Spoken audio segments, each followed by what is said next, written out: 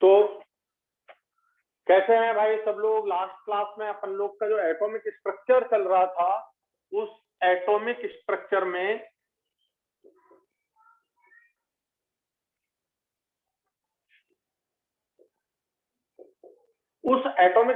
में शायद हम लोग काफी हद तक बोर मॉडल को समझ चुके थे।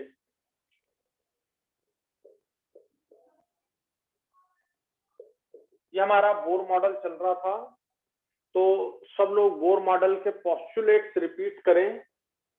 बोर क्या कहता है बताओ? बोर ने कौन कौन सी बात बोली, उन बातों को आप एक बार रिपीट करो। कल मैंने लिखवाया था, ठीक है? तो सबसे पहले हम बात करते हैं जो बोर कहता है। सबसे पहले हम बात करते हैं, इधर देखो, न्यूक्लियस। न्यूक्लियस में जो प्रोटॉन्स हैं उनको हमने जेड से रिप्रेजेंट किया। जेड क्या हो गया? प्रोटॉन, ठीक है? और न्यूट्रॉन भी होते हैं, तो ये हो गए प्रोटॉन्स। नंबर ऑफ प्रोटॉन्स को हमने जेड कहा, ठीक है? तो सबसे पहली बात ध्यान से सुनना, बोर मॉडल की एप्लीकेबिलिटी केवल उन्हीं एटम के लिए होती है जो एक इलेक्ट्रॉन वाले होते हैं। तो बोर मॉडल, यह मॉडल केवल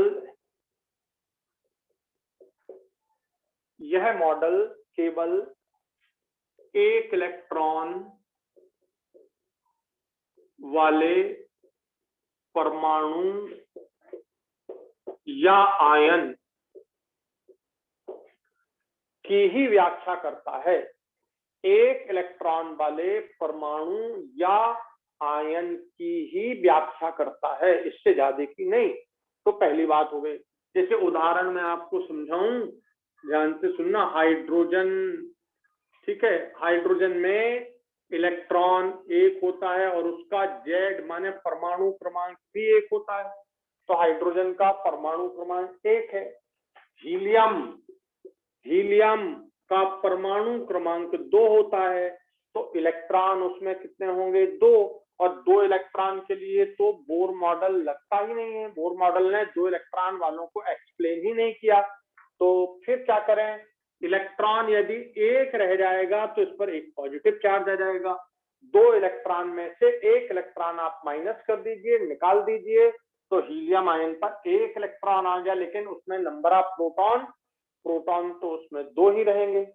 तीसरी बात, लिथियम में प्रोटॉन 3 है। लिथियम का एटॉमिक नंबर जो जेड होता है वह 3 होता है। एटॉमिक नंबर कितना है? 3। और यदि उससे 2 इलेक्ट्रॉन आप निकाल देंगे तो इलेक्ट्रॉन बचेंगे 1। ऐसा बेरिलियम ले लीजिए, तो बेरिलियम में जेड का वैल्यू 4 है। यदि उससे 3 इलेक्ट्रॉन निकाल दीजिए +3, तो इलेक्ट्रॉन बचेंगे 1। तो अब बताओ ये सब कैसे हो गए? एक इलेक्ट्रॉन वाले परमाणु या आयन। तो हमारा बोर मॉडल सबसे पहली बात एक इलेक्ट्रॉन वाले एटम या आयनों पर ही लगता है, उसी की वो व्याख्या करता है। तो बच्चों ये बात समझ आ गई आप लोग को पूरी तरह से? ये पहली बात समझ आ गई आप लोग को?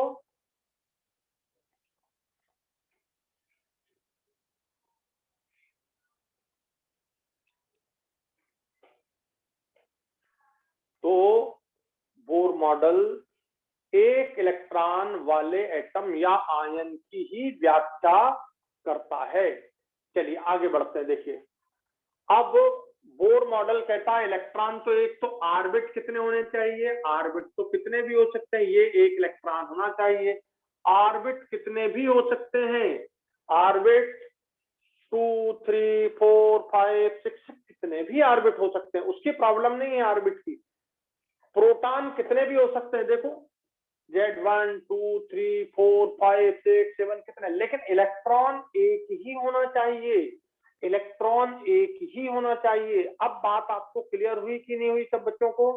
तो बोर मॉडल में ये बात बहुत इंपॉर्टेंट है। फिर दूसरी बात, अब देखो ये हो गया क्लियर, सब लिख लिए? दूसरी बात, हम जानते हैं इलेक्ट्रॉन पर आवेश, इलेक्ट्रॉन पर आवेश कितना होता है, इलेक्ट्रॉन पर आवेश को हम रिप्रेजेंट करते हैं ई से, और इसका वैल्यू होता है 1.6 इंटू 10⁻⁻19। यदि साइन लगाना है तो निगेटिव, ये साइन निगेटिव, हमको साइन की जरूरत नहीं पड़ेगी, हम केवल उसके मैग्नीट्यूड की ही बात करेंगे। प्रोटॉन पर आवेश, प्रोटॉन पर आवेश उसका वैल्यू भी ई ही है, और वो भी 1.6 इंटू 10⁻⁻19 कूलाम होता है, और इसमें साइन हम लगा देंगे प्लस, पर हमें साइन की जरूरत नहीं पड़ेगी, हमें साइन की जरूरत नहीं पड़ेगी। ये कूलाम में आवेश है, ये कूलाम है। फिर यहां देखो, यदि जेड प्रोटॉन है नाभिक में, यदि जेड प्रोटॉन है तो फिर नाभिक पर आवेश, नाभिक पर आवेश, नाभिक पर आवेश, इसको हम रिप्रेजेंट करेंगे, प्रोटॉन तो जेड है और एक प्रोटॉन पर आवेश कितना ई, तो जेड इंटू ई, ये प्रोटॉन पर आवेश हो गया, नाभिक पर आवेश हो गया, नाभिक पर आवेश, प्रोटॉन पर आवेश ई, इसका मैग्नीट्यूड लिख दिया, प्रोटॉन पर आवेश ई, और नाभिक में जेड प्रोटॉन है तो कुल नाभिक पर आवेश कितना हो गया, जेड इंटू ई।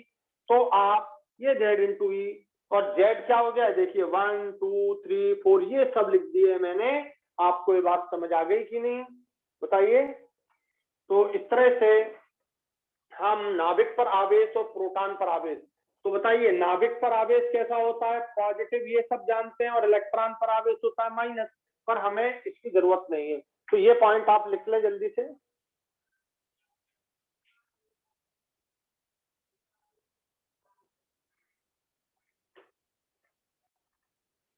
मुझे लगता है यहां तक किसी को कोई प्रॉब्लम नहीं है। जेड बड़े अच्छे से समझ लीजिए, इलेक्ट्रॉन तो सभी में 1, तो जेड और इलेक्ट्रॉन ये लिख दिया मैंने, केवल एक इलेक्ट्रॉन वाले परमाणु अथवा आयन पर ही लगता है बोर मॉडल, इसी की वो व्याख्या करता है।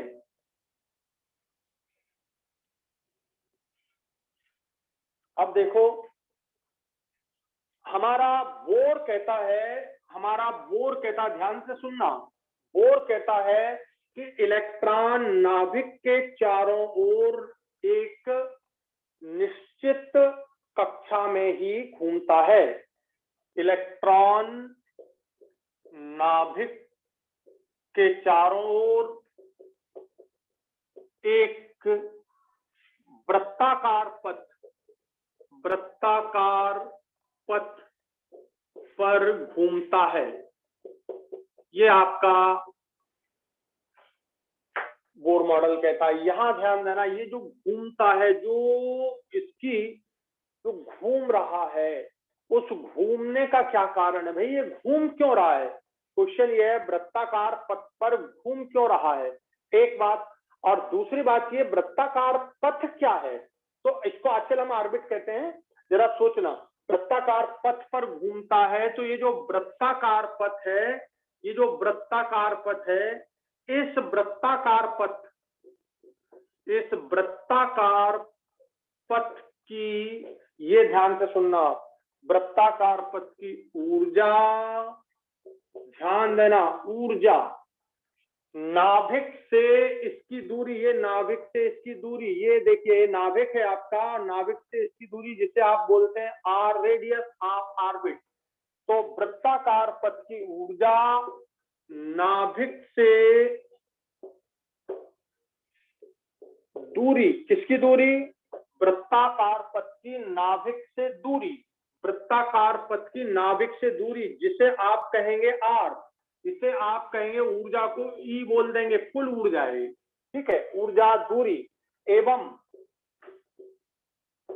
इस वृत्ताकार पथ जिसमें इलेक्ट्रॉन घूम रहा उसका, एवं उसका वृत्ताकार पथ की बात कर रहे हैं, इस पथ की, तो वृत्ताकार पथ की माने उसकी, अब उसका लिखेंगे यहां पे कोणीय संवेग, वृत्ताकार पथ का कोणीय संवेग फिक्स होता है, क्वांटाइज्ड होता है।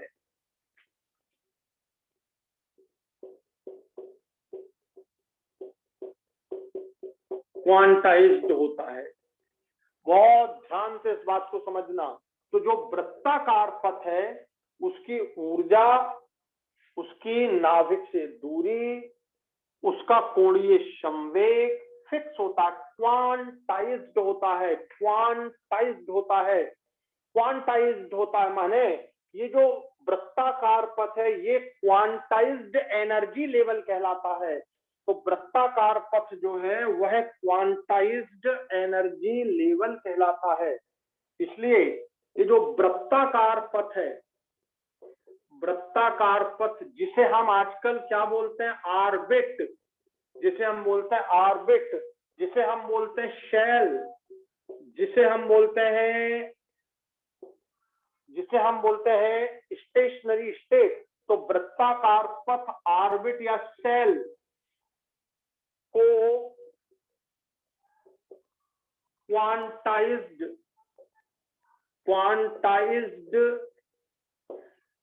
ऊर्जा स्तर, क्वांटाइज्ड ऊर्जा स्तर कहते हैं, क्योंकि इसकी ऊर्जा क्वांटाइज्ड फिक्स है। तो ये बात आपको समझ आई कि नहीं आई, बताओ। वृत्ताकार पथ को क्वांटाइज्ड ऊर्जा स्तर, क्वांटाइज्ड ऊर्जा स्तर माने जिसकी ऊर्जा का मान निश्चित होता है, ऐसा ऊर्जा स्तर कहते हैं। तो बहुत सिंपल बात है, वृत्ताकार पथ को क्वांटाइज्ड ऊर्जा स्तर कहते हैं। इसी को हम स्थिर अवस्थाएं, अर्थात क्योंकि इसकी ऊर्जा फिक्स है इसलिए इन्हें हम स्थिर अवस्थाएं भी कहते हैं।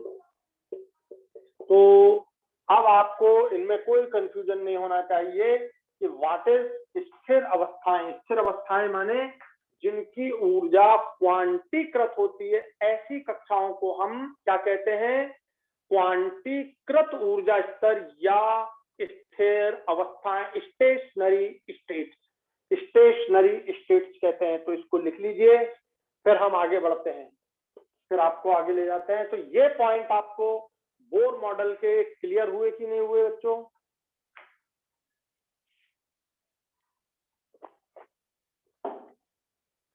चलें आगे बढ़ें, लिख लिया आप लोगों ने? तो इलेक्ट्रॉन वृत्ताकार पथ पर घूमता है, इस वृत्ताकार पथ की ऊर्जा भी फिक्स होती है, वृत्ताकार पथ का नाभिक से दूरी ये फिक्स होती है, वृत्ताकार पथ का कोणीय संवेग ये फिक्स होता है। ऐसे वृत्ताकार पथ होते हैं जिन्हें हम ऑर्बिट कहते हैं। ऐसे वृत्ताकार पथ जो होते हैं इन्हें हम क्या कहते हैं, ऑर्बिट कहते हैं। बच्चों ये बात रदरफोर्ड ने नहीं बताई थी, ये बात रदरफोर्ड ने नहीं बताई थी। रदरफोर्ड ने तो केवल ये बोला था कि इलेक्ट्रॉन वृत्ताकार पथ पर घूमता है, बस ये उसने बोला था। तो मैं आगे बढ़ता हूं।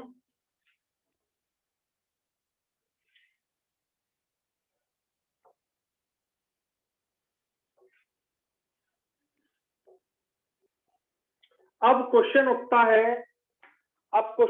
है कि ये वृत्ताकार पथ पर घूमता कैसे है, ये घूम क्यों रहा है, ये क्या कारण बन गया कि ये घूमने लग गया। ठीक है, तो हम देखते हैं कि प्रोटॉन पर पॉजिटिव चार्ज, इलेक्ट्रॉन पर नेगेटिव चार्ज होता है, बोलो। और दो अपोजिट आवेश, धन आवेश और ऋणावेश के बीच जो आकर्षण होता है, उस आकर्षण को आप क्या कहते हो, स्थिर विद्युत आकर्षण या कूलाम्बिक फोर्स। तो अगली बात इलेक्ट्रॉन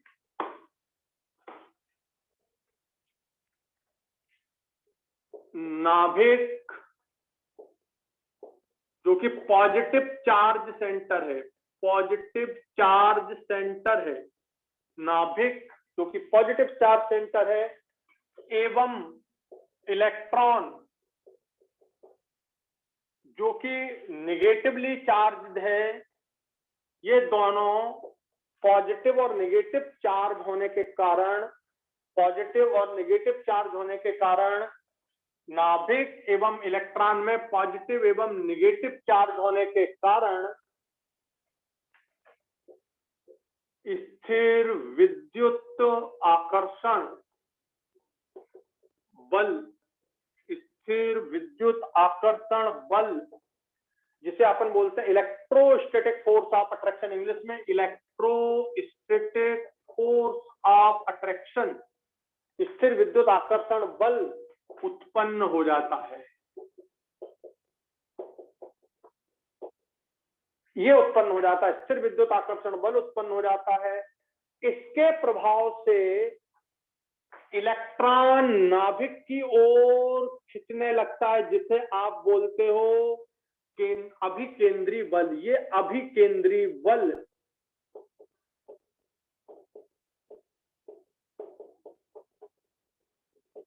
तो ये उत्पन्न हो जाता है, जिसके कारण, जिसके प्रभाव से इलेक्ट्रॉन एवं नाभिक के बीच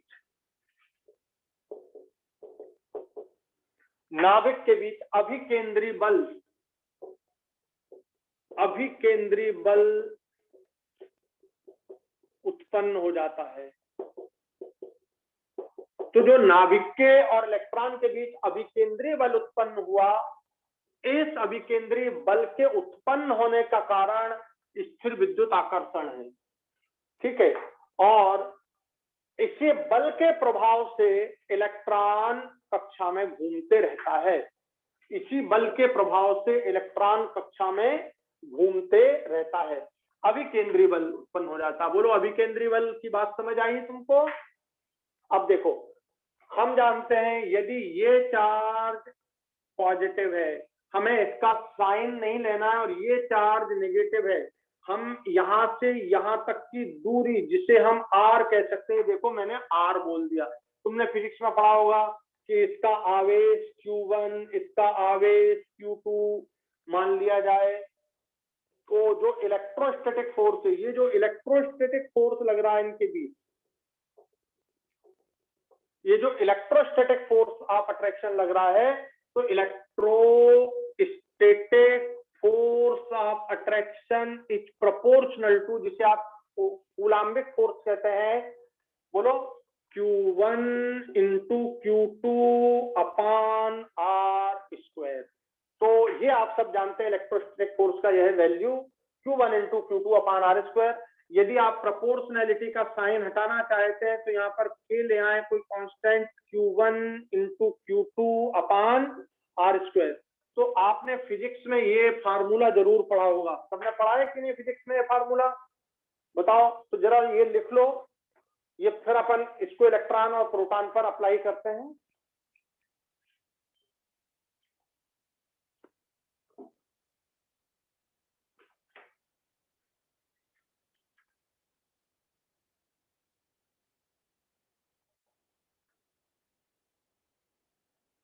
लिख लिया सब लोगों ने? तो इलेक्ट्रॉन का नाभिक की तरफ आकर्षण हो रहा है, इलेक्ट्रॉन का नाभिक की तरफ आकर्षण हो रहा है, और इस आकर्षण बल के प्रभाव से इसमें अभिकेंद्रीय बल उत्पन्न हो जा रहा है, और अभिकेंद्रीय बल नाभिक के ओर केंद्रित होता है। ये देखिए, नाभिक की ओर केंद्रित फोर्स है ये, और इसी फोर्स को बैलेंस करने के लिए अपोजिट डायरेक्शन में, नाभिक के अपोजिट डायरेक्शन में ये अपकेंद्रीय बल लगता है। ये अपकेंद्रीय बल लगता है। तो अभिकेंद्रीय बल और अपकेंद्रीय बल, अभिकेंद्रीय बल और अपकेंद्रीय बल, ये दोनों बल एक दूसरे के बराबर होते हैं। ये साइन ऐसा बना रहा हूं मैं, ये देखिए, ये अभिकेंद्रीय बल और अपकेंद्रीय बल दोनों साइन के बराबर, एक दूसरे के बराबर हो जाते हैं और अपोजिट डायरेक्शन में एक्ट करते हैं। तो ये एक्शन है, तो ये उसका रिएक्शन है। अगर अभिकेंद्रीय बल एक्शन है, अगर हम अभिकेंद्रीय बल को एक्शन माने, तो अपकेंद्रीय बल उसका रिएक्शन है।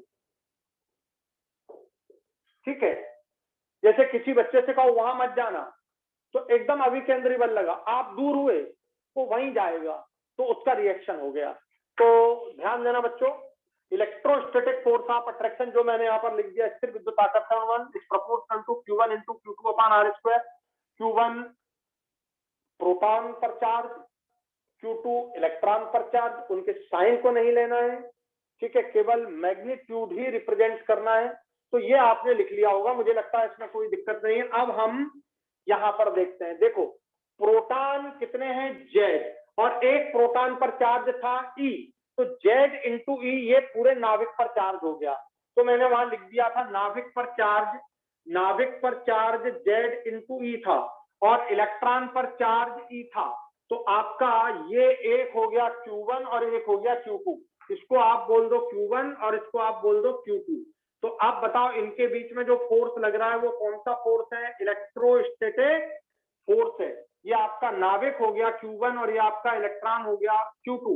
तो आप इस इलेक्ट्रोस्टैटिक फोर्स को ZE into E upon R square करके भी लिख सकते हो। अच्छा, K जो है, ये जो K है, K एक कांस्टेंट है, मैं इस K का वैल्यू लिख देता हूं।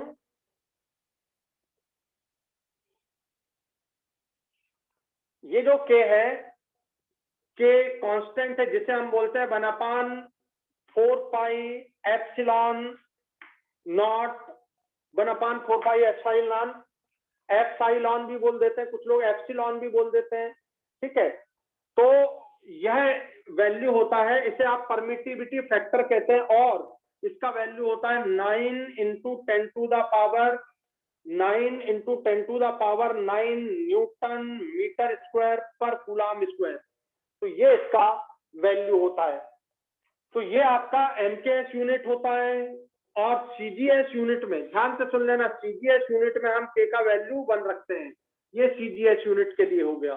तो सीजीएस यूनिट में हम के का वैल्यू 1 लेते हैं, और एमकेएस यूनिट में 9 इंटू 10 टू द पावर 9 लेते हैं। 9 into 10 to the power 9, 9 into 10 to the power 9। तो के क्या होता है, 1/4 पाई एप्सिलॉन नॉट, नॉट का मतलब जीरो जो लगा देते हैं उसको नॉट कहते हैं।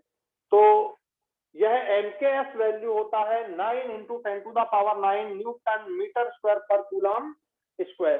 तो ये आपका ये वैल्यू होता है, इसको ध्यान से देख लें, लिख लें। और मैं, क्योंकि इसकी हमें जरूरत नहीं है, आप चाहें तो के की जगह ये लिखते हुए जाइए, अदरवाइज के के लिए 1 भी लिख सकते हैं अगर हम सीजीएस में इसको कैलकुलेट कर रहे हैं तो लिखिए, इसको लिख लिया सब लोगों ने।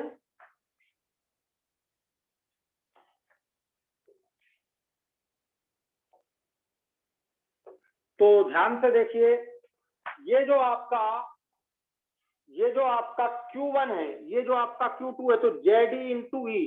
तो हम यहाँ पर, क्योंकि ये इलेक्ट्रोस्टैटिक फोर्स ऑफ अट्रैक्शन के कारण प्रभाव से ही अभिकेंद्री बल उत्पन्न हो जाता है, तो हम अभिकेंद्री बल का मान, हम इस अभिकेंद्री बल का मान प्रोपोर्शनल टू, ये देखिए ZE इंटू ई, ZE नाभिक पर कुल आवेश इंटू ई इलेक्ट्रॉन पर कुल आवेश अपान आर स्क्वायर। ये यहां से यहां तक का जो डिस्टेंस है, ये जो डिस्टेंस है आपका नाभिक से, ये डिस्टेंस आर हो गया, ये नाभिक से ऑर्बिट का डिस्टेंस, जिसे आप रेडियस ऑफ ऑर्बिट कहेंगे, जिसे बाद में आप रेडियस ऑफ ऑर्बिट कहेंगे। और प्रोपोर्शनैलिटी का साइन हटाया तो आपका के आ गया, K into ZE into E upon R square. मैं यह पूरा सिस्टम सीजीएस में आपको समझा रहा हूं, तो के का वैल्यू आपका 1 हो जाएगा सीजीएस के लिए। तो अभिकेंद्री बल का वैल्यू आपका हो गया ZE square upon R square, ZE square upon R square. लिख लें इसको पहले, वो नीचे दिख नहीं रहा है। तो अभिकेंद्री बल का वैल्यू के इंटू जेड इंटू ई है। आपको आवेश का केवल परिमाण लेना है, आपको आवेश का चिन्ह नहीं लेना है। तो हम अभिकेंद्री बल इक्वल टू लिख सकते हैं ZE square upon R square. ये आपका अभिकेंद्री बल का फार्मूला हो गया, ये आप हमेशा ध्यान रखेंगे। अगर आपको एमकेएस में लिखना है तो यहाँ पे के का वैल्यू 1/4 पाई एप्सिलॉन नॉट करके भी लिख सकते हैं। अगर आपको एमकेएस में लिखना है तो 1/4 पाई एप्सिलॉन नॉट करके भी आप इसे लिख सकते हैं। पर मैं आपको सीजीएस सिस्टम में समझा रहा हूँ, तो आप इसको यूज करना हो तो इसको यूज कर लेना, नहीं करना हो तो मत करना, सीजीएस में कर लेना।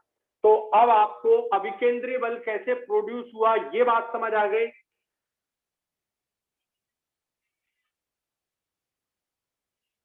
तो मैं सबसे पहला फार्मूला हमारा अभिकेंद्री बल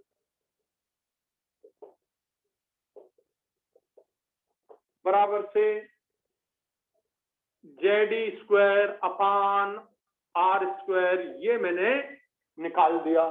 तो अब कभी क्वेश्चन आए कि अभिकेंद्री बल क्या है तो आप बहुत आसानी से समझ सकते हैं, ZE² अपान R²।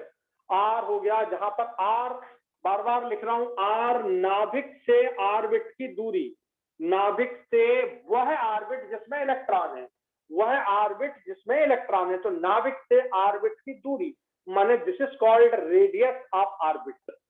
तो R जो हो गया रेडियस ऑफ ऑर्बिट, R जो हो गया वो रेडियस ऑफ ऑर्बिट। बोलो बात समझ आ गई पूरी यहां तक की आपको?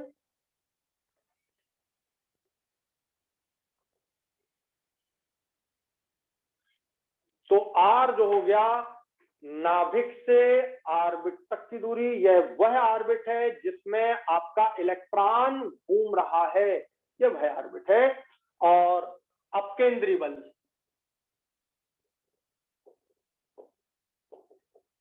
ध्यान से सुनना।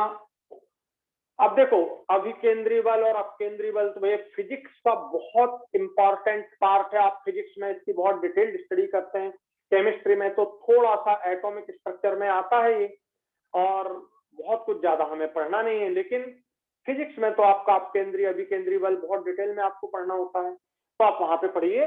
अपकेंद्री बल देखो ध्यान से, अपकेंद्री बल केंद्र से बाहर की ओर लगने वाला है, और ध्यान देना आपका ये m जो है मास ऑफ इलेक्ट्रॉन है, मास ऑफ इलेक्ट्रॉन, इलेक्ट्रॉन का द्रव्यमान, इलेक्ट्रॉन का द्रव्यमान, इलेक्ट्रॉन का द्रव्यमान, ये m। तो ये जो इलेक्ट्रॉन घूम रहा है, ये जो इलेक्ट्रॉन आपका घूम रहा है, ठीक है, v वेलोसिटी से ये घूम रहा है। इस घूमते हुए इलेक्ट्रॉन का जो मास है वह है, और मैं इसका वैल्यू फिर से आपको एक बार और लिख देता हूं, 9.1 इंटू 10⁻31 किलोग्राम में, या 9.1 इंटू 10⁻28 ग्राम में।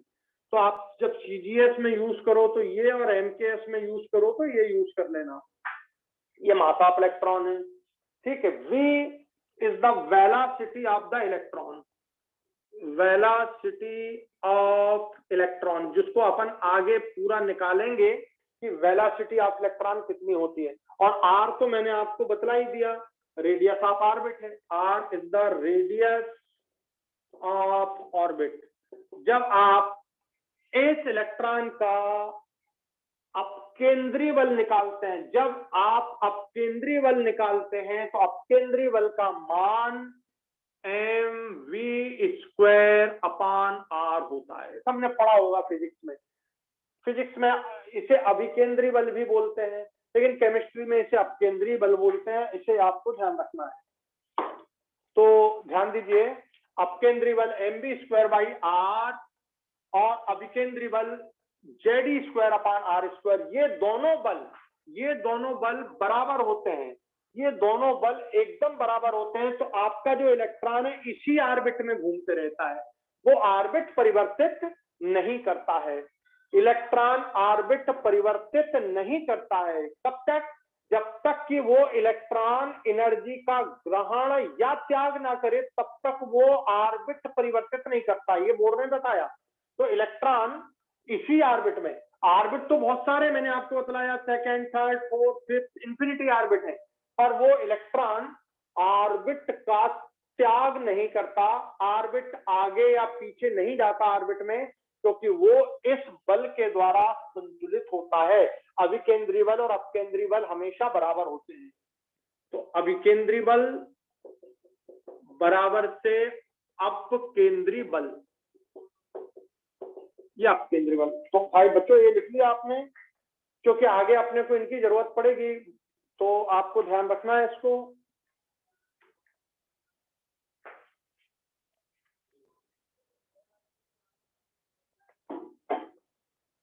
अब कभी क्वेश्चन आए कि इलेक्ट्रॉन का अभिकेंद्री बल कितना है, तो आप याद रखेंगे Z²/R² है। सीधा आजकल के जो पैटर्न आ रहे हैं क्वेश्चन के, ध्यान से सुनना, आजकल जो पैटर्न आ रहा है क्वेश्चन का, वो इन पर क्वेश्चन आ रहे हैं, इन पर, कि क्या केंद्रीय बल है, क्या अभिकेंद्री बल है, इन पर क्वेश्चन आ रहे हैं। बहुत सिंपल आते हैं, लेकिन अगर आपका पूरा पढ़ा हुआ है तो वो क्वेश्चन बन जाएगा, नहीं पढ़ा हुआ है तो आपसे नहीं बनेगा। ठीक है, कई बार ऐसा सिंपल, जरा ध्यान से समझना, कितना सिंपल क्वेश्चन आता है कई बार, कि केवल मैंने एक सिंपल क्वेश्चन दिया अभिकेंद्री बल पर, कि यदि आर रेडियस, यदि आर त्रिज्या वाले वृत्ताकार पथ में, माने कक्षा में, ठीक है, वृत्ताकार पथ में ई आवेश वाले इलेक्ट्रॉन का अभिकेंद्री बल क्या होगा यदि वह इलेक्ट्रॉन बेरिलियम+3 नाभिक के चारों ओर घूम रहा हो। ये देखो, ये बहुत सिंपल क्वेश्चन है।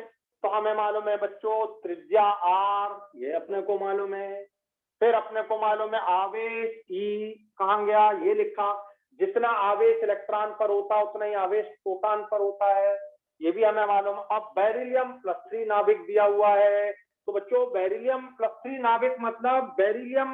नाभिक मतलब उसका जेड का वैल्यू कितना, 4 जेड का वैल्यू कितना होता है, आपने अब भी पढ़ा, अब भी लिखा मैंने, लिथियम+2 3 और बेरिलियम+3 4, ये नाभिक का है। अब कभी कभी ये क्या क्वेश्चन करते हैं, यहाँ पर ये ऑप्शन दे रहा हूं मैं, आंसर दिए A B C D ये, और आपका लिख के दे दिया, ये आंसर आपका दे दिया, जेड का वैल्यू 4 × E²/R², ये दे दिया।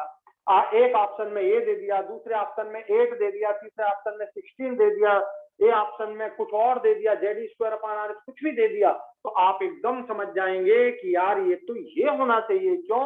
क्योंकि बेरिलियम+3 नाभिक का मतलब उसमें Z का वैल्यू 4 होता है। आजकल इस तरह के क्वेश्चन हर पेपर में आ रहे हैं, आप देखना, मैं आपको बताऊंगा आयनिक केमिकल इक्विलिब्रियम में और आयनिक इक्विलिब्रियम में इसी तरह के क्वेश्चन आए। बस उनने यहाँ पर एक वैल्यू रख दी, बस केवल एक वैल्यू रख दी यहाँ पर, और आंसर पूछ लिया। तो एक वैल्यू रखी तो वो वैल्यू आपको समझ आनी चाहिए ये, और दूसरा फार्मूला याद होना चाहिए आपको। ये फार्मूला यदि याद है तो आपसे ये बन जाएगा। ऐसे क्वेश्चन का हर साल जब आप पूरा पेपर की स्टडी करोगे तो पेपर में फार्मूला पर आधा फार्मूला और आधा कोई भी, जैसे मैंने ये दे दिया, ऐसा क्वेश्चन हर जगह आपको आ रहा है। लास्ट ईयर आपको इलेक्ट्रोकेमिस्ट्री का आया, देखना आप आज ही जाके देख लेना, मेरी बात ना मानो तो। इलेक्ट्रोकेमिस्ट्री का यह क्वेश्चन आप देखोगे तो सीधा सब कुछ लिखा हुआ आ रहा है, सॉल्व नहीं करवाया, उसमें एक वैल्यू, एक तो फार्मूला याद हो, एक वैल्यू याद हो, और आपको बीच का फार्मूला दिया, जैसे ये मैंने बीच का फार्मूला दिया। ऐसे क्वेश्चन आपको 1 या 2 फार्मूलों पर आ रहे हैं, और बड़े सिंपल हैं। ये तभी बनेंगे जब आप पूरी कंप्लीट स्टडी करेंगे, अदरवाइज नहीं बनेंगे। तो बच्चों बात समझ आ गई, ये क्वेश्चन क्लियर हो गया आपको कैसे करना है। अब ऐसे इसके ऑप्शन दे दिए जाएं, यहाँ पर दूसरे ऑप्शन में मैंने मान लीजिए 8 E²/R कर दिया, एक में मैंने कर दिया 4 E²/R, तो ये दोनों में सेम नहीं है, यहाँ पे R है, यहाँ पे R² है, तो आपको करेक्ट फार्मूले की जरूरत है। तो इस तरह के क्वेश्चन जो आ रहे हैं वो तभी सॉल्व होंगे जब आप पूरी स्टडी करेंगे। और फायदा क्या होता है, पूरी स्टडी करने का फायदा, थ्योरी का कोई भी क्वेश्चन आए वो कभी गलत नहीं होता है, पूरी ही स्टडी करने में फायदा है। आप शॉर्टकट से जीवन में कभी किसी भी एग्जाम में सिलेक्ट नहीं हो सकते, आप जीवन में किसी भी एग्जाम में सिलेक्ट नहीं हो सकते शॉर्टकट से। पूरा पढ़िए।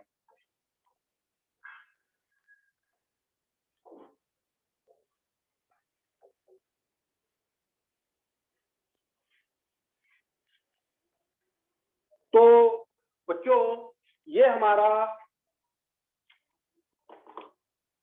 हमारा अभिकेंद्री बल हो गया ZE² / R²। ये हमारा अपकेंद्री बल हो गया mv²/r। ये देखो r को इस तरफ ले जाओगे तो r² है, यहीं के एक r से एक r कैंसिल हो गया और आपको मिल गया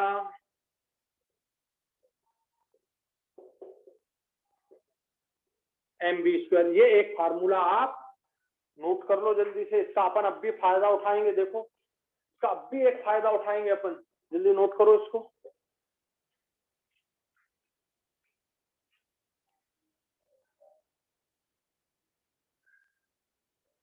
लिख लिया सबने?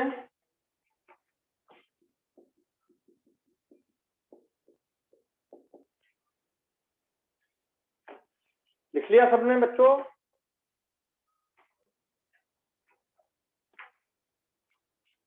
आप देखो ये v² को मैं इधर v² = ये लिख सकते हैं, m को इधर ले आए अपन तो ये v² आ गया। ये भी लिख लें v² = ZE²/mr। v² = ZE²/mr। ठीक है, तो ये आपका नीचे आ जाएगा। ये जो भी नंबर हो, आपका 1 था, ये 2 था, ये आपका 3 हो गया। ठीक है, आप ये लिख लें आप जल्दी से।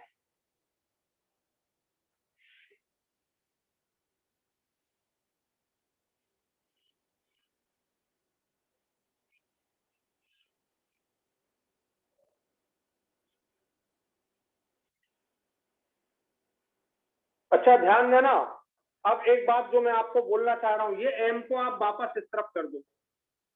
ठीक है, दिमाग लगाओ कि क्या तुम्हें काइनेटिक एनर्जी आती है? क्या होती है काइनेटिक एनर्जी? इक्वल टू, जल्दी बोलो, हाफ mv²। मैंने इधर हाफ से मल्टीप्लाई कर दिया, इधर भी मैंने हाफ से मल्टीप्लाई कर दिया, दोनों साइड हाफ हाफ से मल्टीप्लाई कर दिया। हमको एक बात समझ आ गई कि बच्चों काइनेटिक एनर्जी जो कि हाफ mv² के बराबर है, ये फिजिक्स में अपन पढ़ते हैं हाफ mv² काइनेटिक एनर्जी, और ये केमिस्ट्री की हाफ ZE² हो गई, हाफ ZE²/r। ये आपकी काइनेटिक एनर्जी हो गई इस इलेक्ट्रॉन की, इस ऑर्बिट में जिसकी त्रिज्या r है, में घूमते हुए इलेक्ट्रॉन की गतिज ऊर्जा काइनेटिक एनर्जी हाफ ZE²/r। ये बहुत इंपॉर्टेंट फार्मूला है, इसको आप लिख लो साइड में, इधर कहीं साइड में लिख लो इसको। अब भी अपन जब एनर्जी कैलकुलेट करेंगे तब मैं आपको समझाऊंगा कि देखो अपन ने ये कैलकुलेट कर लिया था। तो kinetic energy equal to half ZE²/r। बच्चों समझ आ गया बेटा? आप सबको समझ आई कि नहीं ये बात? सबको जल्दी बताओ।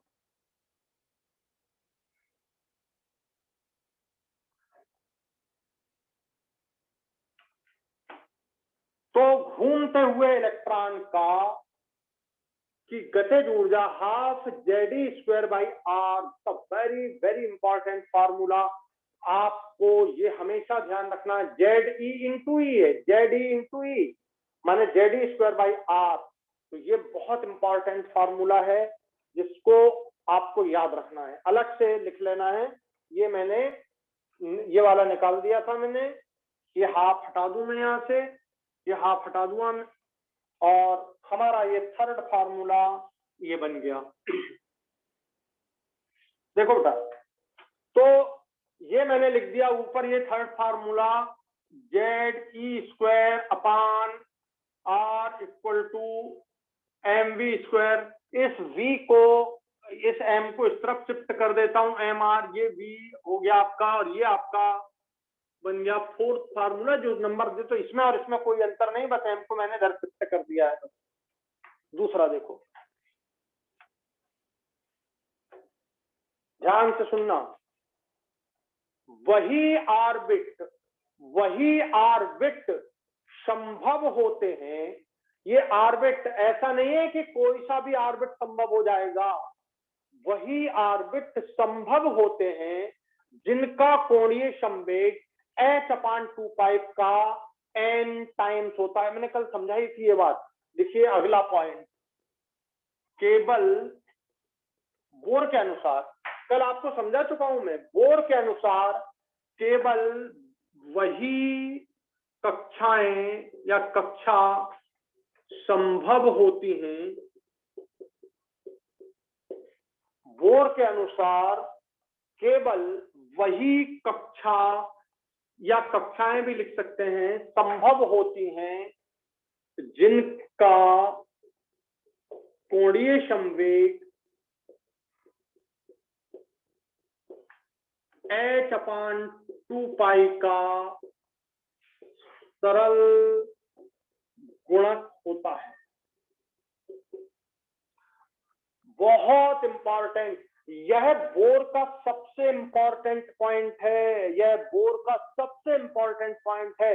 कक्षा केवल वे होती हैं जिनमें कोणीय संवेग h/2 का सरल गुणक होता है, सरल गुणक होता है। ये बहुत इंपॉर्टेंट, कल अपन ने कोणीय संवेग समझा था। मैं आपको कोणीय संवेग लिखता हूं, कोणीय संवेग mass velocity into radius, mass of electron, velocity of electron, radius of orbit. कल आपको मैं समझा चुका हूं, इसको हम कोणीय संवेग कहते हैं।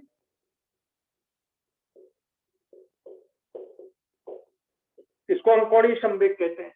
यह कोणीय संवेग h/2 का सरल गुणक, सरल गुणक का मतलब n का मान 1 into h/2, 2 into h/2, 3 into h/2, 4 into h/2, माने सरल गुणक।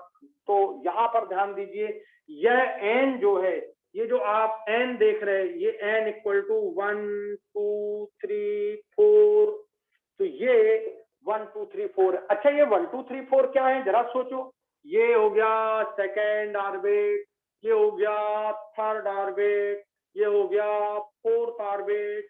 तो इसको आप फर्स्ट ऑर्बिट कहेंगे, इसको आप फर्स्ट ऑर्बिट। सरल गुणक, ये जो 1 2 3 4 अब रिप्रेजेंट करने लगे हैं ऑर्बिट को, और पहले ऑर्बिट को आप नाम देते हो के। ये फर्स्ट ऑर्बिट है जिसको आपने नाम दिया के, ये सेकेंड ऑर्बिट है जिसको आपने नाम दिया एल, ये थर्ड ऑर्बिट है इसको एम। तो के एल एम एन, के एल एम एन, इस तरह से हम इनको लिखते हैं, ऑर्बिट की संख्या को भी रिप्रेजेंट करने लगते हैं ये। तो बच्चों, एन जो है वो सरल गुणक होता है h/2, एंगुलर मोमेंटम h/2 का सरल गुणक होता है। तो जो सरल गुणक होगा वहां n का मान 1 2 3 4। तेरा वो भी रखा हुआ है जो तो ढूंढ रहा है बेटा आगे आप यहाँ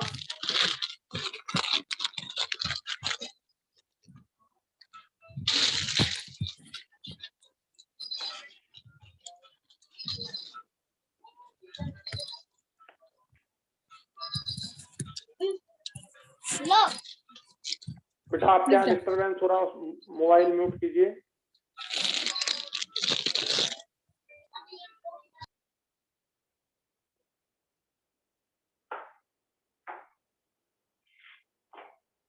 तो MVR equal to n into h/2, MVR equal to n into h/2, where n is the 1 2 3 4। तो ध्यान देना, ये जो h/2 का सरल गुणक है जो कोणीय संवेग, यही ऑर्बिट संभव हो सकते हैं। ऐसा ऑर्बिट संभव नहीं हो सकता, ऐसा ऑर्बिट संभव नहीं हो सकता जिनमें n का वैल्यू 1.1 हो। ऐसा ऑर्बिट संभव नहीं हो सकता कि n का वैल्यू 2.8 हो। ऐसा ऑर्बिट संभव नहीं हो सकता कि n का वैल्यू 3.5 हो। ये संभव ऑर्बिट नहीं है। ऑर्बिट 1 2 3 4 5 बिल्कुल इंटीजर ही होंगे। तो बहुत इंपॉर्टेंट बात ये किसने बोली, बोर ने बोली, कि आप जिन ऑर्बिट को ऑर्बिट बोल रहे हो, आप जिन ऑर्बिट को ऑर्बिट बोल रहे हो, जिन्हें कक्षा बोल रहे हो, उनका कोणीय संवेग h/2 का n टाइम्स ही होना चाहिए, कम ना ज्यादा। ऐसा पॉसिबल नहीं है। अरे इवन ये भी पॉसिबल नहीं है, 3.00001 ये भी पॉसिबल नहीं है। आ गया समझ में आपको ये पॉइंट? तो बच्चों ये पॉइंट समझ आया आपको कि नहीं आया, जल्दी बताएं।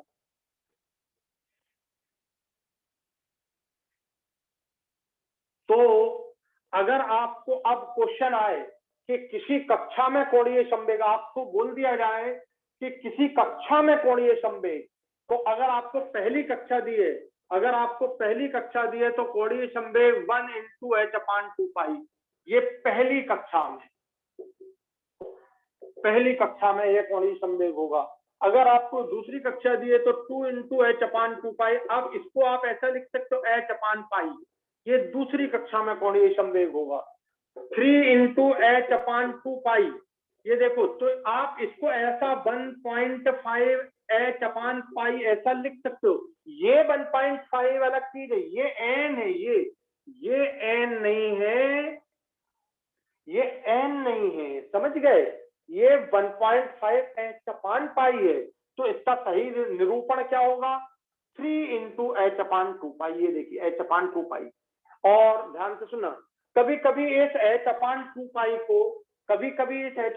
पाई को ऐसा बोल देते हैं, h/2 पाई को ये बोलते हैं। तो कभी ऐसा लिखा दिखे तो तुम h मत पढ़ना, ये h कट लगा दिया है आपने, इसको बोलते हैं डिराक, ये टर्म डिराक है। डिराक मतलब ये जो कट लगा है, तो h/2 पाई का जो वैल्यू है वो h कट करके भी लिख सकते हैं। मतलब मैं इसको ऐसा लिख सकता हूँ, MBR = NH डिराक। बात समझ आ गई? नहीं तो ये आंसर गलत हो जाएगा। अगर आपने कभी ये लिख लिया, सब पहले लिख लो इसको।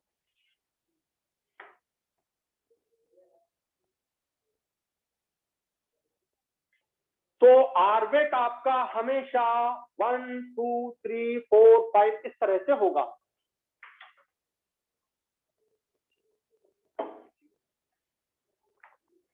समझ आ गया बच्चों?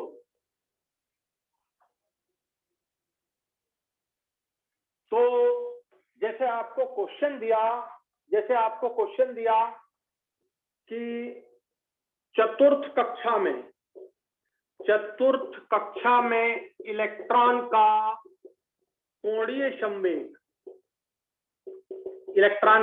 संवेग, ऑप्शन ए दिया, तो आप n × h, आपको फार्मूला मालूम है n × h/2 पाई, तो ऑप्शन 4 × h/2 पाई ये आपका आंसर करेक्ट है। आपको बी ये भी दे सकते हैं 2h/, ये देखो 2 से 2h/पाई, ये भी आंसर करेक्ट है। सी आपको ये भी दे सकते हैं 4h कट, ये आंसर भी करेक्ट है। अब बताओ, h/2 पाई की जगह 4h कट इस तरह से दिया जा सकता है। अगर वो ऐसा दे देता, जरा सोचना, 4 × h कट/2 पाई, तो ये गलत होता है। ये देखो यहाँ पे ये सही है 4h कट, ये 4h कट/2 पाई, ये गलत है। तो कभी कभी हमको कंफ्यूज करने के लिए ऐसा साइन बना देते हैं और हमको दिखता नहीं है, ये दिखता नहीं है। और ये क्वेश्चन आपको आया है नीट में, आप 3D ऑर्बिटल के लिए जब आप एंगुलर मोमेंटम निकालेंगे वहां आया है, और वहां बहुत सारे बच्चों का ये देख नहीं पाए, उसके कारण गलत हुआ है। और मैं हमेशा समझाता हूं कि इसको जरूर आप देख लेना, नहीं तो आपको ये क्लास में जब अपन पेपर पढ़ते हैं तो हमको ये दिखता ही नहीं है, इतना छोटा वो लगा रहता है और हम गलती से ऐसे ही कर देते हैं, ये पहला यही दिख गया, यही आंसर करें, ये हमारे हाथ बहुत बड़ी सिली मिस्टेक होती है। आ गया आपको समझ में? तो ये क्वेश्चन आपको कोणीय संवेग का, ये किसमें कोणीय संवेग पढ़ा रहा हूं मैं? कक्षा में कोणीय संवेग पढ़ा रहा हूं मैं। ये कक्षा में ऑर्बिटल एंगुलर मोमेंटम, कक्षा में कोणीय संवेग है, ये कक्षा में कोणीय संवेग है, ऑर्बिट में कोणीय संवेग है ये, ठीक है। अब फिर से मैं लिखता हूं, तो कोणीय संवेग MVR = N × h/2 पाई। तो इससे आप वेलोसिटी निकाल सकते हो, वेलोसिटी = N/2 पाई। ये वेलोसिटी निकाल रहे हैं, MR इस तरफ चला जाएगा, 2 पाई MR। समझ आ गया? वेलोसिटी का यहाँ स्क्वायर है, तो आप वेलोसिटी का स्क्वायर कर दीजिए, N² × h² 4 पाई² M² R²। तो आपका ये V² आ गया, ये आपका अगला इक्वेशन हो गया। ये बड़ा इंपॉर्टेंट इक्वेशन है, इसी से आपने V निकाल लिया है, इसी से V² निकाल लिया, और ये इक्वेशन आपका V² का आ गया 6 और इसका इसमें वैल्यू रख दीजिए। तो इसको लिख ले जल्दी से।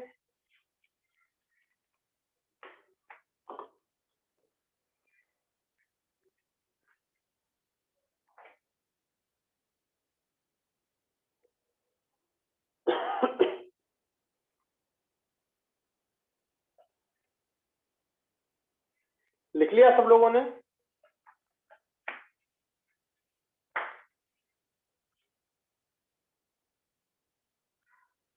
क्लीन कर दूं इसको आप? तो बच्चों ZE² upon M into R equal to N² H² upon 4π² M² R²। ये आपका फार्मूला बन गया। ध्यान से देखिए,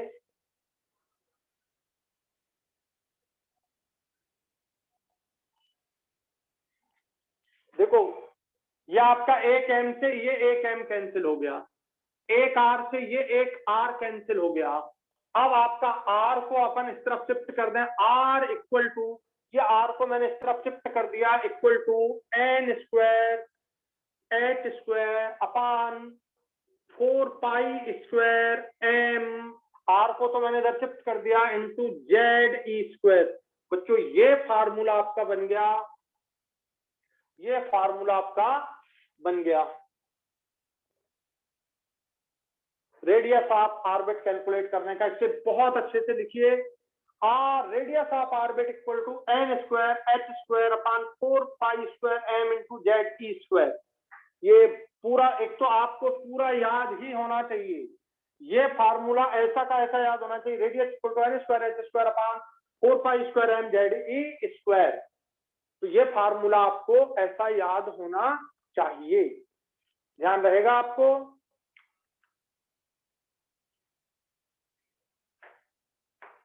अब ध्यान से समझिए, लिख लिया सब लोगों ने ये?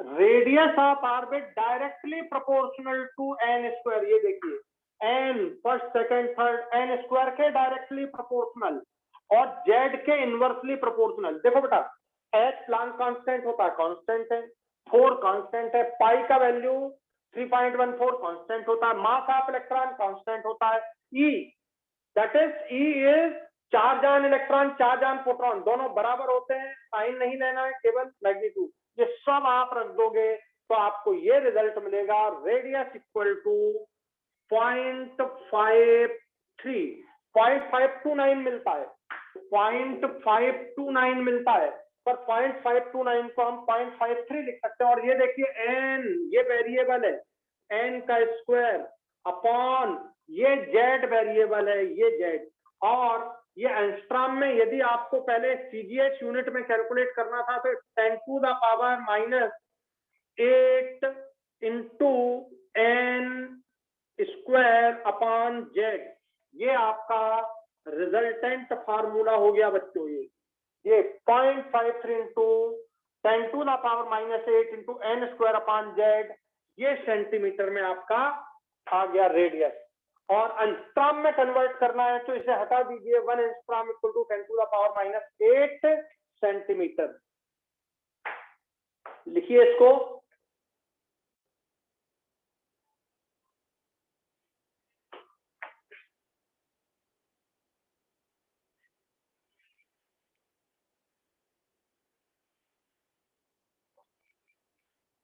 तो बच्चों ये final radius equal to 0.53 into N² upon z, ये रिजल्ट, ये एंस्ट्रॉम में लिख दिया मैंने, ये सेंटीमीटर में, ये एंस्ट्रॉम में, क्योंकि तो आप याद रखेंगे 1 angstrom equal to 10⁻⁸ centimetre equal to 10⁻⁻10 metre.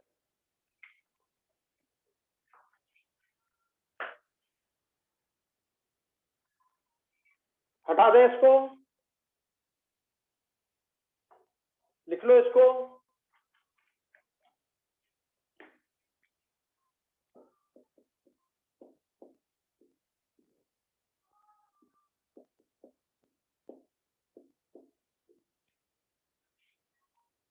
लिख लिया सब लोगों ने?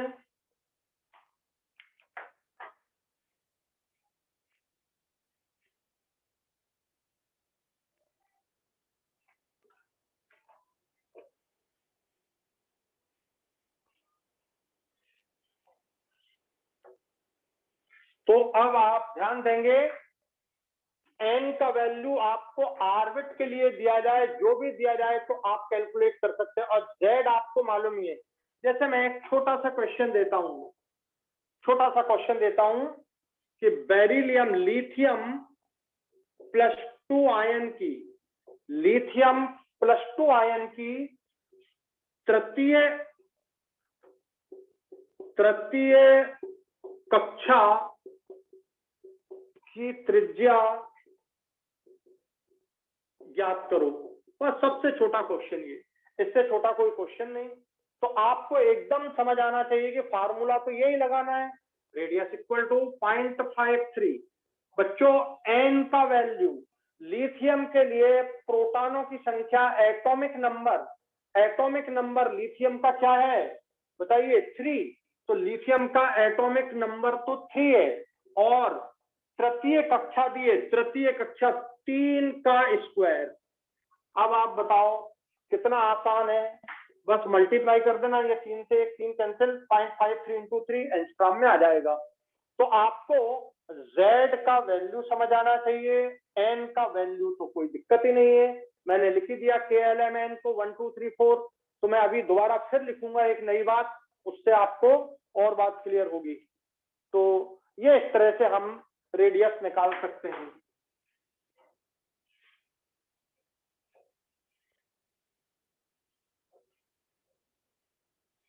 अब देखो, ध्यान देना सब लोग, कभी कभी रेडियस का यह आंसर दिया जाता है, रेडियस इक्वल टू, आपने अभी कैलकुलेट किया इसी क्वेश्चन के लिए, n² h² / 4π² mze², आपने ये अब भी कैलकुलेट किया, देखना ध्यान से। इसी क्वेश्चन का आंसर इस तरह से दिया जाएगा, n आपको थर्ड दिया 3 का स्क्वायर, h² / 4π² m, तो z का वैल्यू भी 3 था, इंटू 3 और e²। अब बच्चों क्या किया इसने, यहां पर ये कैंसिल हो गया 1 से, ये स्क्वायर है तो ये कैंसिल हो गया 1, और आपको कई बार ऐसा आंसर देंगे, बस इतना आंसर आपको दे दिया जाएगा, 3/4 h² / π² me²। अब बताओ, अगर ये आंसर आपको दिया होता, तो क्या आप ये आंसर करेक्ट कर पाते? बोले सर आप तो शॉर्टकट पढ़ा दीजिए, हमें तो याद रहेगा। ये बच्चों आजकल ये आना बंद हो गया है, मैंने आपको बतलाया बड़े बड़े फार्मूले, वहां इलेक्ट्रोकेमिस्ट्री में एक फार्मूला आएगा डेल्टा जी का -2.303 RT/ln K। तो K का वैल्यू बस सिर्फ आपको ये याद रखना, साइन याद रखना उनमें कि माइनस है कि प्लस है, कब क्या है, पूरा फार्मूला एक वैल्यू वो रख के दे देंगे। देखिए ये रख के दे दी मैंने, क्या रख के दे दिया मैंने, n का वैल्यू मैंने 3 रख के दे दिया यहाँ पर ये, और z का वैल्यू ये मैंने कितना रख दिया, 3 रख दिया, और देखो ये रिजल्ट लिख के बता दिया। आप ऐसा करते तो आपका आंसर अब भी कैलकुलेट कर ही लिया था आपने, लेकिन अगर आपको ऐसा क्वेश्चन आए तो फिर क्या करेंगे, तब फिर आपको ये फार्मूला याद होना चाहिए। बोले सर भूल जाए तो निकाल ना आना चाहिए कि यार अभिकेंद्री बल ये, अपकेंद्री बल फटाफट किया आ गया, ये तरीका होता है, यही तरीका है जो सिलेक्शन दिलाएगा। अगर आप सीधा ये याद करेंगे, मैं सीधा ये लिख देता हूं, तो आपका सिलेक्शन कभी नहीं होगा। आपको पढ़ने में अच्छा लग सकता है कि यार हमको समझ आ गया, पर बच्चों समझ आ जाना तो साधारण बात होती है, समझ आ गया तो साधारण बात है, लेकिन ये फार्मूले कैसे कैलकुलेट हुए और इनसे क्वेश्चन कैसे आएंगे वो आपको समझना, ये असाधारण बात है।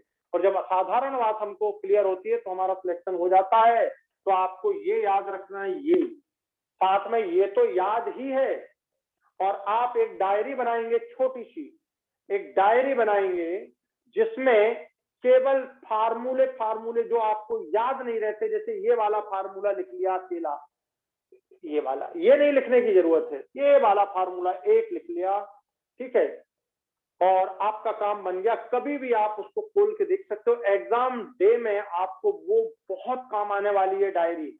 हर सब्जेक्ट की एक एक छोटी छोटी डायरी, 4 डायरियां बना लो, 4 में ज्यादा से ज्यादा कितने पेज हो, 40 पेज।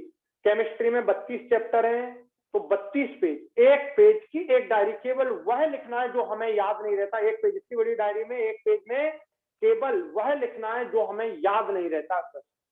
तो ये आप अगर कर लोगे, अगर आपने 50 पेज की डायरी बनाई और उसमें करीब आपने 100 फार्मूले लिख लिए जो आपको याद नहीं रहते, और आपने उन्हें 100 बार देख लिए, मेरी गारंटी है बाकी सब चीज याद रहती हैं, केवल जो फार्मूले याद नहीं है वो लिख लोगे, मजा आ जाएगा।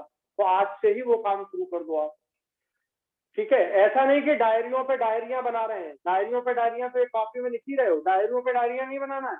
एक डायरी फिजिक्स के लिए, एक केमिस्ट्री के लिए, एक बायोलॉजी के लिए, और केवल वही चीज जो आपको याद नहीं रह पा रही है वो लिखना।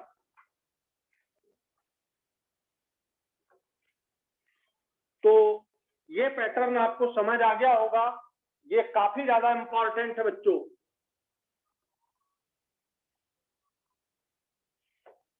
अब देखो, ये आपका रेडियस आ गया, मैं रेडियस को ऊपर लिख देता हूं यहां पर साइड में। रेडियस इक्वल टू है n square h square upon 4 pi square m z e square. ये मैंने लिख दिया, आपने को आगे इसको जरूरत पड़ेगी। तो रेडियस से रिलेटेड बात पूरी सबको क्लियर हो गई। अब अगली बात, अब हम ऊर्जा का कैलकुलेशन करने जा रहे हैं। अब ऊर्जा का कैलकुलेशन करने जा रहे हैं। फिर से देखो, तुमने अभी केंद्रीय बल इक्वल टू अपकेंद्रीय बल लिखा था, आर से आर कैंसिल हुआ था, तुम्हारा आ गया था Z E square upon R square, M V square upon R. मैंने वहां पे आपको समझाया था, ये अभिकेंद्रीय बल हो गया, ये अपकेंद्रीय बल हो गया बच्चों, और आर से एक आर कैंसिल हो गया। जरा सोचो, आपने लिखा था M B square equal to Z square by R, मैंने हाफ से मल्टीप्लाई किया था, यहाँ पर हाफ से मल्टीप्लाई किया था, और यह जेड स्क्वायर बाई आर, ये जो हाफ एम बी स्क्वायर थी ये क्या थी बताओ, काइनेटिक एनर्जी। तो सबसे पहले तो काइनेटिक एनर्जी का वैल्यू आ गया, काइनेटिक एनर्जी का वैल्यू आ गया Z E square upon R, half से मल्टीप्लाई कर देना, half Z E square upon R. फटाफट लिखें, ये अगला फार्मूला हो गया आपका। ये काइनेटिक एनर्जी का मान है, kinetic energy half Z square by R है, kinetic energy half Z square by R. फटाफट लिखिए। तो अगली बात अपन करते हैं एनर्जी की। तो मैंने आपको इस इलेक्ट्रॉन की, इस ऑर्बिट में जो इलेक्ट्रॉन घूम रहा है, इस ऑर्बिट में जो इलेक्ट्रॉन घूम रहा है उसकी काइनेटिक एनर्जी बतला दी। जेड आप जानते हो, ई आप जानते हो, जेड स्क्वायर आप जानते हो, आर आपके पास आ गया 0.53 इंटू एन स्क्वायर। तो आर आप जान गए, आर का मान अगर आप रख दोगे तो काइनेटिक एनर्जी का सीधा मान आ जाएगा।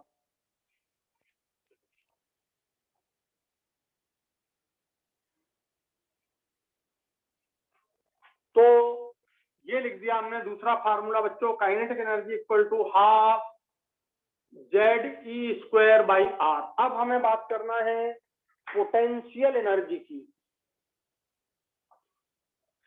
स्थितिज ऊर्जा की। ये हो गई आपकी गतिज ऊर्जा।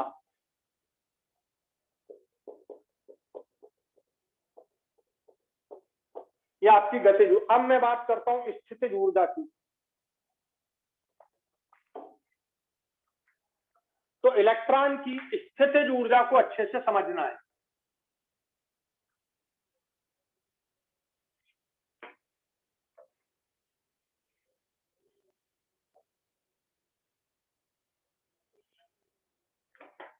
ये देखो, ये हो गया आपका नाभिक जिसमें प्रोटॉन है, ये न्यूक्लियस हो गया, ये आपका first orbit, second orbit, third orbit, fourth orbit, fifth orbit, और ऐसे ऑर्बिट बढ़ते जा रहे हैं, और इन्फिनिटी। ये इन्फिनिटी, ये सारे ऑर्बिट हैं 1 2 3 4 5 और बढ़ते गए इन्फिनिटी तक आप पहुंच गए। ध्यान से सुनना बच्चों, यहां पर जेड प्रोटॉन है, उस प्रोटॉन पर आवेश कितना है ई, तो टोटल प्रोटॉन पर आवेश हो गया जेड ई। ये टोटल प्रोटॉन पर आवेश माने नाभिक पर आवेश हो गया।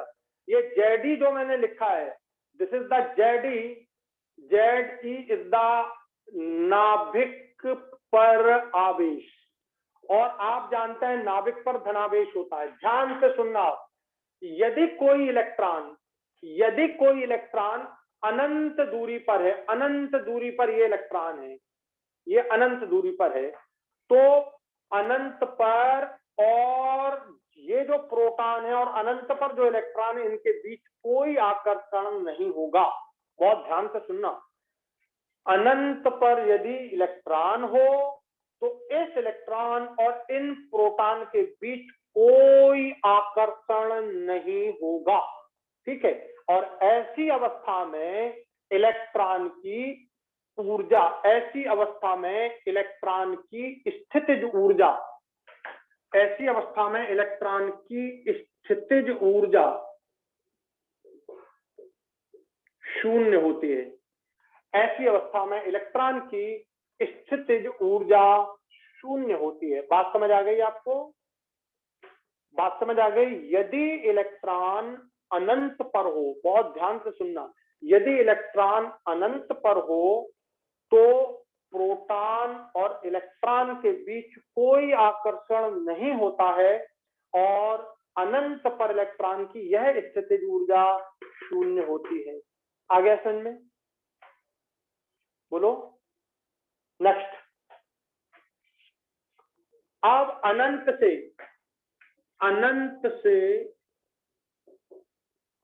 जब इलेक्ट्रॉन को किसी कक्षा में, अच्छे से सुनना अब क्या बोल रहे हैं, अनंत से जब इलेक्ट्रॉन को किसी कक्षा में, आप इस कक्षा में ले आओ, आप इसमें ले आओ, आप इसमें ले आओ, आप इसमें ले आओ, आप इसमें ले आओ, किसी में भी, तो किसी कक्षा में स्थापित किया जाता है। ध्यान से सुनना, स्थापित किया जाता है। अब देखो, जब वो अनंत से किसी कक्षा में आया तो इस कक्षा में आया तो भी इलेक्ट्रॉन और प्रोटॉन में आकर्षण होने लगेगा। यदि इस कक्षा में आया तो भी इसमें आया, इसमें किसी में भी आ जाए इलेक्ट्रॉन, तो अब आकर्षण होने लगेगा। ये किसी भी कक्षा में आ जाए इलेक्ट्रॉन अनंत से तो अब आकर्षण होता है, और जब आकर्षण होता है तो ऊर्जा निकलती है, ऊर्जा निकलती है। बहुत अच्छे से बात समझना, निकलती है, ऊर्जा निकलती है बच्चों। जब अनंत से इलेक्ट्रॉन को किसी भी कक्षा में स्थापित करोगे तो इलेक्ट्रॉन और प्रोटॉन के बीच आकर्षण होगा, उस आकर्षण में ऊर्जा निकलती है। और जब ऊर्जा निकलती है तो ऊर्जा निकलने के लिए साइन नेगेटिव लगता है। ये बात आपको ध्यान रखनी है, ये बात आपको ध्यान रखनी है। तो जब अनंत से इलेक्ट्रॉन को किसी कक्षा में स्थापित किया जाता है तो वह ऊर्जा का क्षय करना माने निकालना, ऊर्जा का क्षय करता है, ऊर्जा का क्षय करता है। और इलेक्ट्रॉन और प्रोटॉन के बीच आकर्षण होता है। इसके कारण ये लिख दिया मैंने, आकर्षण के कारण ऊर्जा निकलती है, माने ऊर्जा का क्षय करता है। तब उस कक्षा में इलेक्ट्रॉन की स्थितिज ऊर्जा बच्चों, अब इसको ध्यान से समझना, स्थितिज ऊर्जा। ये देखो, इलेक्ट्रॉन पर आवेश है निगेटिव, साइन नहीं लेना है। प्रोटॉन पर आवेश है पॉजिटिव, साइन नहीं लेना है। जेडी प्रोटॉन पर कुल नाभिक पर आवेश है और ई इस पर। तो स्थितिज ऊर्जा का मान, ये साइन नेगेटिव, ये वाला देखो, ये साइन नेगेटिव ऊर्जा जेड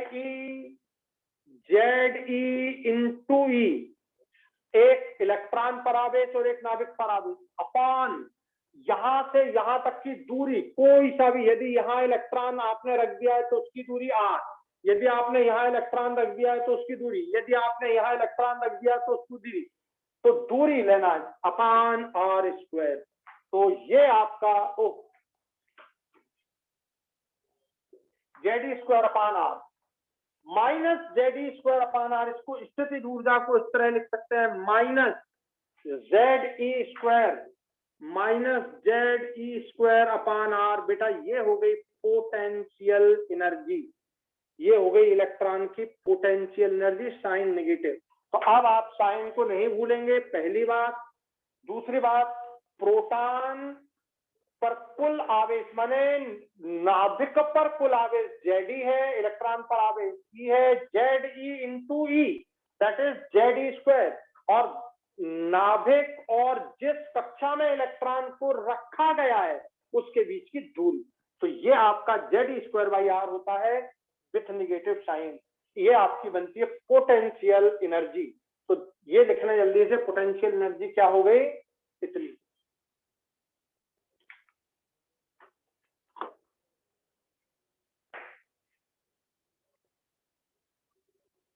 लिख लिया बच्चों?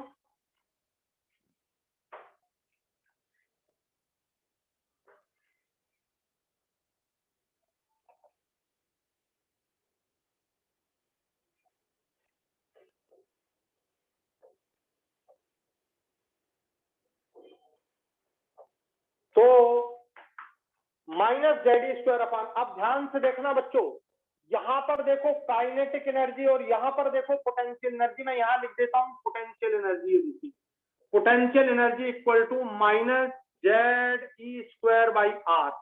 यार देखो, एक साइन यहां पर नेगेटिव है जबकि यहां पर साइन पॉजिटिव है, एक बात। दूसरी, यहां पर देखो आधा लिखा, यहां पर एक लिखा, यहां पे कुछ नहीं मतलब एक, माने गतिज ऊर्जा आधी है पर गतिज ऊर्जा का साइन धनात्मक है और स्थितिज ऊर्जा का साइन ऋणात्मक है। यह समझ लेना अच्छे से, क्योंकि यही क्वेश्चन आपको पूछा जाता है।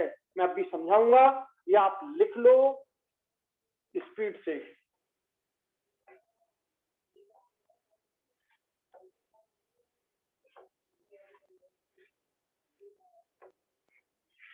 ये देखो, तो आपके पास इलेक्ट्रॉन की पोटेंशियल एनर्जी भी आ गई, आपके पास स्थितिज ऊर्जा भी आ गई और गतिज ऊर्जा भी आ गई, ये दोनों है।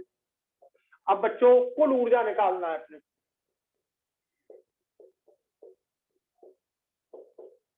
कुल ऊर्जा जिसे अपन ई से बोलेंगे equal to kinetic energy plus potential energy, दोनों का योग होती है। तो कुल ऊर्जा E equal to kinetic energy है half Z E square by R, और साइन है प्लस, ये देखिए साइन है प्लस, और पोटेंशियल एनर्जी है Z E square by R और साइन है निगेटिव। तो पॉजिटिव निगेटिव, ये निगेटिव ही रहा, ये आपका। अब ये है पूरा 1 और ये आधा, तो एनर्जी टोटल का मान आ गया माइनस, ये इसमें से आप इसको माइनस कर दो तो क्या बचा, half Z E square upon R. ये पूरा 1 जेड ई है, ये हाफ है, तो 1 में से हाफ गया तो हाफ बचा, बड़ा साइन निगेटिव है तो निगेटिव लग गया। बच्चों ये आ गई आपकी टोटल एनर्जी, ये आ गई आपकी इलेक्ट्रॉन की टोटल एनर्जी। बोलो समझ आया पूरा? ये समझ आ गया आपको पूरा?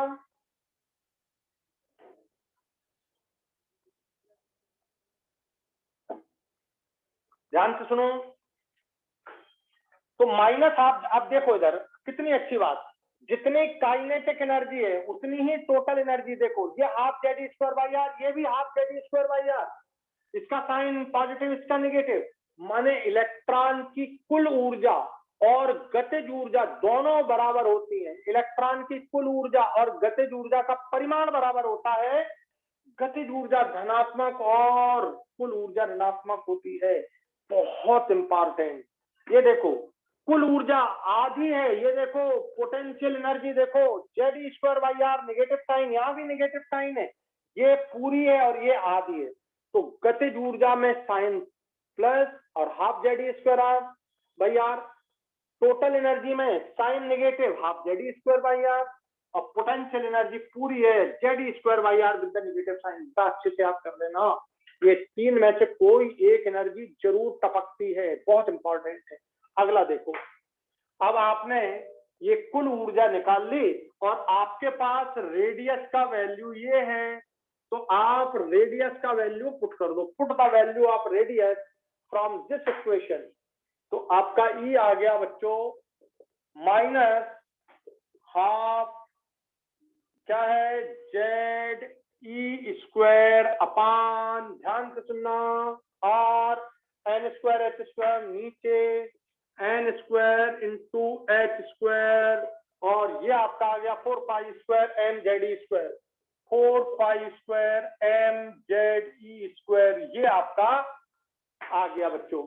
ध्यान देना, आप किससे क्या कैंसिल हो जाएगा जरा देखो, कोई से कोई कैंसिल हो रहा है क्या? नहीं, अपना ई का वैल्यू आ गया, ये बस 2 से ये 2 से ये 4 बचा 2, यहां पर ये 2 बचेगा, तो माइनस साइन, ये साइन माइनस 2, ये 2 लिख दिया मैं, 2π² M, ये देखो M इंटू Z, और ये Z² ई और ई का स्क्वायर e⁴, तो -2π² M Z² e⁴ अपान N²H², ये आपका ये फाइनल रिजल्ट बन गया 2π² e⁴ M इंटू Z² अपान N²H², ये आपका रिजल्ट बन गया। इसको लिख लीजिए जल्दी से।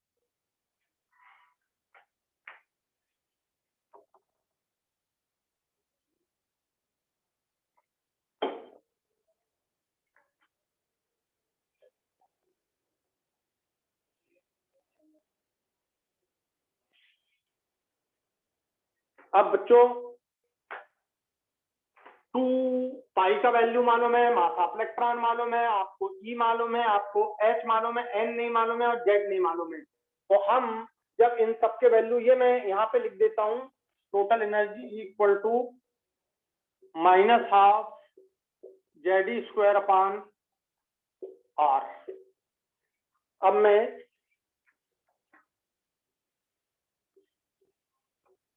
ये सबके वैल्यू लिख के, ये मैं CGS सिस्टम में निकाल रहा हूं, ये सब CGS सिस्टम में। तो जब CGS सिस्टम में आप वैल्यू रखोगे तो बच्चों E का वैल्यू आ जाएगा, सब रख देना, मल्टीप्लाई करना 21.79 इंटू 10⁻⁻12, ठीक है, इंटू Z² अपान N², ये सबके जब वैल्यू रख दोगे तो ये आ जाएगा आपका फाइनल इक्वेशन। ये फाइनल इक्वेशन आ जाएगा, साइन कैसा है? निगेटिव। ये आ जाएगी एनर्जी CGS सिस्टम में अर्थ्स पर एटम, ये अर्थ्स पर एटम आ जाएगी। और बच्चों सब जानते हो 1 जूल कर देते हैं, 1 जूल इक्वल टू 10⁻⁷ अर्ग, सब जानते हो 1 जूल इक्वल टू 10⁻⁷ अर्ग, या 10⁻⁷ अर्ग इक्वल टू 10⁻⁷ अर्ग इक्वल टू 1 जूल। यदि 10⁻⁷ अर्ग का वैल्यू 1 जूल है तो इतने अर्ग का वैल्यू, इसको अर्ग को जूल में कन्वर्ट कर दो, तो ये आपका ई आ जाएगा 21.79 इंटू 10⁻⁻12, ये अर्ग में है, और जूल में बदलना है तो इसको 10⁻7 से डिवाइड कर देंगे, 10⁻7 से डिवाइड कर देंगे तो ये आपका किस में बदल जाएगा? जूल में, इंटू Z² अपान N², ये आ गया, ये ऊपर गया तो कितना हो गया? ये आ जाएगा आपका E equal to 21.79 into 10⁻⁻19 into Z² upon N², ये आपका जूल पर एटम में एनर्जी आ जाएगी। This is the energy in the joule per atom. बच्चों बहुत इंपॉर्टेंट है, एक दूसरे को कन्वर्ट करना आना चाहिए। ये फिर से लिख देता हूं, इंटू Z² अपान N², ये आपका एनर्जी का वैल्यू है। साइन नेगेटिव लगाना, मैंने नेगेटिव नहीं लगा पाया हूं, E equal to sign negative 21.79 into 10 to the power minus 19 into Z square upon N square joule per atom. Joule per atom बच्चों 1 joule equal to 10 to the power 7 erg होता है। अर्ग को जूल में बदलना है तो 10 टू द पावर 7 अर्ग इक्वल टू इतने जूल, इसलिए 10 इतने अर्ग इक्वल टू कितने जूल, तो ये आ गया आपका 21.79 into 10 to the power minus 19 into Z square upon N square joule per atom. फटाफट लिखिए।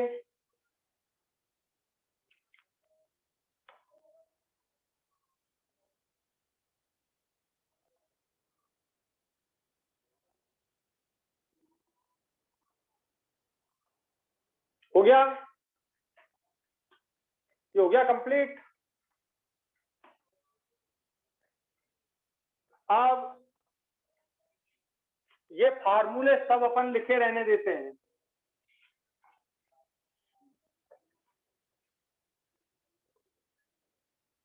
चलो इसको क्लीन कर देता हूं क्योंकि अभी इतना पर बोर्ड नहीं है अपने पास, फिर से लिख लेंगे। अब ध्यान दो बच्चों, अगर इलेक्ट्रॉन वोल्ट में कन्वर्ट करना है आपको, इलेक्ट्रॉन वोल्ट में, तो इलेक्ट्रॉन वोल्ट ये जूल में आपको कन्वर्ट करना आना चाहिए। ये अर्ग में थी, अर्ग से आपने किसमें कन्वर्ट कर दी, जूल में। जूल को आपको इलेक्ट्रॉन वोल्ट में कन्वर्ट करना आना चाहिए। तो सब जानते हैं 1.6 into 10 to the power minus 19 joule equal to होता है 1 इलेक्ट्रॉन वोल्ट। ये फैक्टर याद रखना, ये फैक्टर याद रखना। 1.6 into 10 to the power minus 19 joule equal to 1 electron volt होता है। अब मैं इसको इलेक्ट्रॉन वोल्ट में कन्वर्ट करने जा रहा हूँ। E इक्वल टू, ध्यान देना, minus 21.79 into 10 to the power minus 19 into Z square upon N square. अब इलेक्ट्रॉन वोल्ट में कन्वर्ट करने के लिए आपने इसको डिवाइड कर दिया 1.6 into 10 to the power minus 19 से, ये कैंसिल हो गया। 1.6 को 21.79 से 21.79 को 1.6 से डिवाइड किया, ये आ गया आपका minus 13.6 into Z square upon N square. ये बच्चों आ गया इलेक्ट्रॉन वोल्ट पर एटम में। तो आपको सबसे ज्यादा ये याद रहता है सबको, minus 13.6 into Z square upon N square electron volt per atom. तो इलेक्ट्रॉन वोल्ट को अगर जूल में बदलना है तो मल्टीप्लाई कर देना 1.6 into 10 to the power minus 19 से, ये आ जाएगा आपका 10 टू द पावर 7 से डिवाइड करना, ठीक है, इसको तो ये आ जाएगा, मल्टीप्लाई करना तो ये आ जाएगा। तो आपको तीन वैल्यू, जूल को अर्ग में, अर्ग को जूल में, इलेक्ट्रॉन वोल्ट में कन्वर्ट करना आना चाहिए और उनके सीधे वैल्यू याद करना है। कितना आसान है, 21.79 सीधा 21.79 into 10 to the power minus 12 into ये जेड स्क्वायर एन स्क्वायर, तो सब में आएगा बच्चों, Z square upon N square. तीन वैल्यू, एक ये वैल्यू, एक ये वैल्यू और एक ये वैल्यू आपको जरूर डायरेक्ट याद रखना है, डायरेक्ट याद रखना है। समझ आ गया? समझ आ गया अच्छे से सबको? समझ आ गया अच्छे से सबको? तो यहां तक ये हम इसकी एनर्जी को हम कैलकुलेट कर लेंगे।